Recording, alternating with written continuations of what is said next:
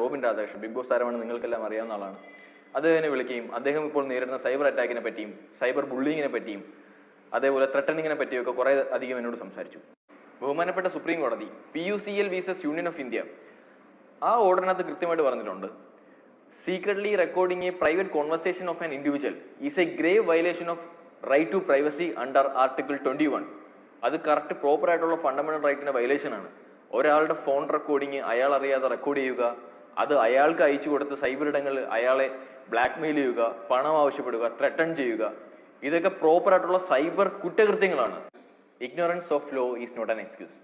നിങ്ങൾക്കൊരു നിയമം അറിഞ്ഞുകൂടെന്ന് കരുതി അല്ലെങ്കിൽ നിങ്ങളെ പോലീസ് പിടിക്കുന്ന സമയത്ത് നിങ്ങൾക്ക് ആ നിയമത്തിനെ പറ്റി അറിവില്ലായിരുന്നു എന്ന് പറയുന്നത് ഒരു എക്സ്ക്യൂസ് അല്ല നിയമത്തിന് മുന്നിൽ.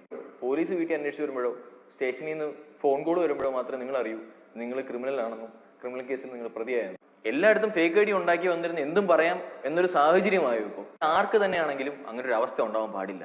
കാരണം അതൊരു ക്രിമിനൽ ഒഫൻസ് ആണ്, അത് ചെയ്യുന്നവർ ക്രിമിനൽസ് ആണ്. വിവരമില്ലാത്തവർക്ക് ഇതൊരു അറിവും വിവരമുള്ളവർക്ക് ഇതൊരു തിരിച്ചറിവുമായിക്കോട്ടെ.